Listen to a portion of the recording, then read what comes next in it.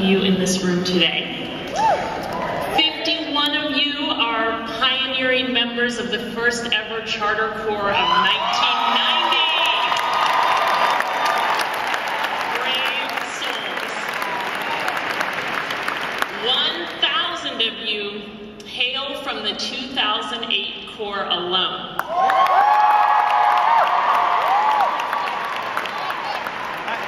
1,500 of you alumni are teachers.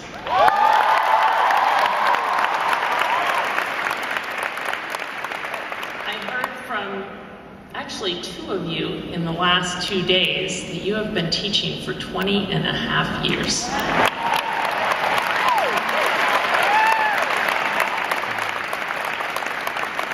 Thousands of you are working or studying in the field of education and in policy, law, medicine, media, and other fields critical to shaping our policies and our prevailing ideology.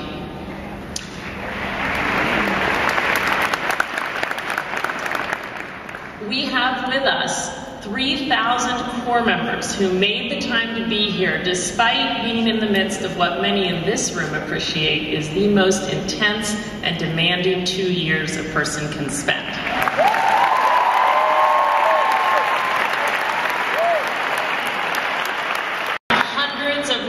And regional board members and generous philanthropists who have helped us reach this moment. We have staff members who are not alumni but bring critical perspectives and experiences to make Teach for America stronger. Hundreds of partners and special guests are here to advance our thinking and help us fulfill our potential as a force for change. And almost 200 members of the Teach for All community are here to cheer on the folks at Teach for America and learn from our experience to inform similar efforts in countries around the world.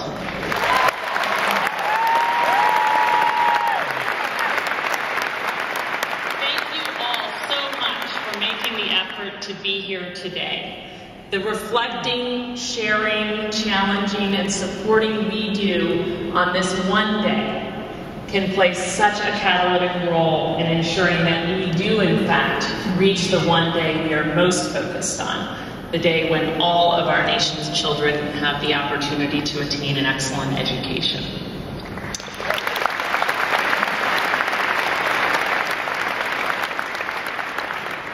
It is remarkable to realize how much progress we have made toward this vision in 20 years.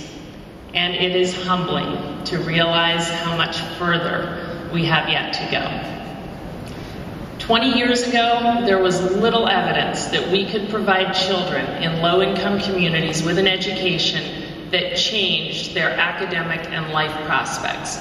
We all knew that some children could beat the odds, but the prevailing notion, backed up by the research at the time, was that on average, socioeconomic background predicted educational outcomes.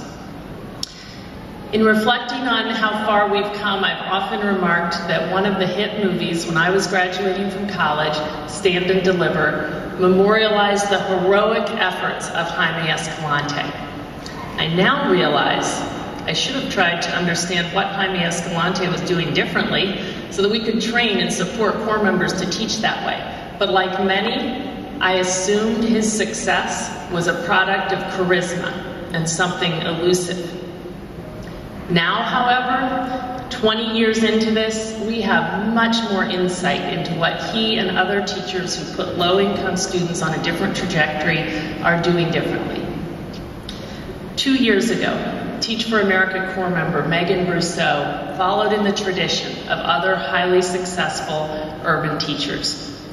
She walked into her classes of 112 ninth graders in the South Bronx, most of whom were low income, had learned English as a second language, and were significantly behind academically, and said to them, "This is your chance to make history." She charged them with the goal of taking and passing the biology Regents exam, something that few students in the Bronx do. With a lot of hard work, they met their goal, with an average passing score of 81%, nearly 10% higher than New York City's average. Megan's students proved to themselves and to others that they should be on a college track. Megan set her students up.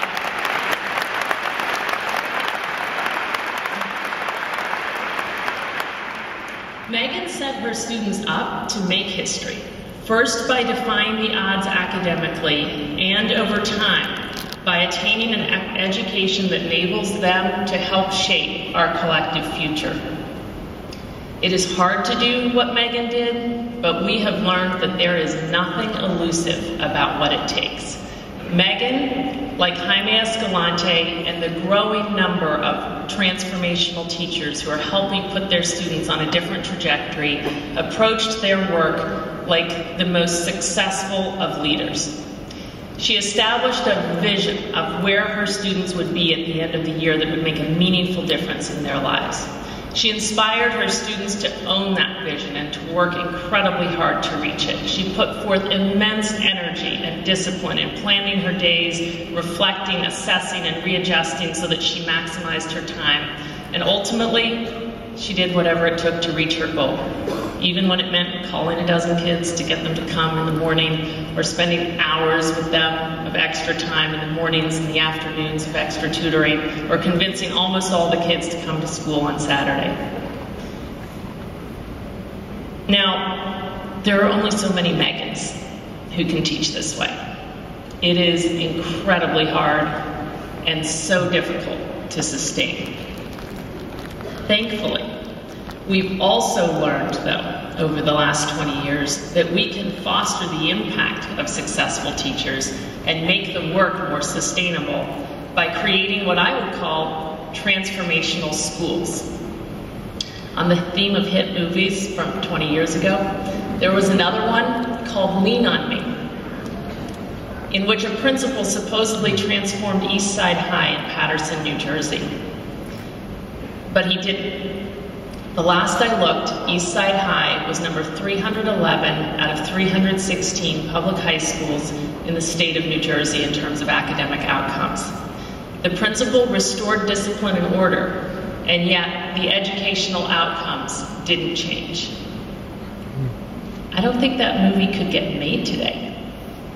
Because today, we know it is possible to transform not only the culture of schools, but the academic trajectory of our students.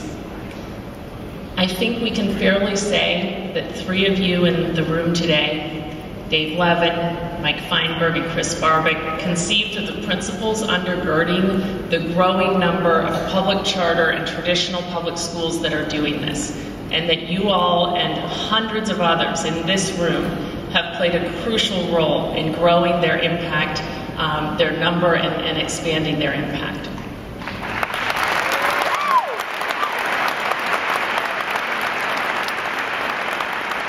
I've visited many of these schools, including the North Star Academy in Newark, New Jersey. North Star's results are comparable to those of the very best elementary schools in the state of New Jersey, irrespective of students' economic background. As I walked down the halls of this school, I was blown away to see the writing of the kindergarten class, writing in both English and Spanish. Let's just say that it quite dramatically outshone the student work on the walls of my own kids' elementary school on Manhattan's Upper West Side.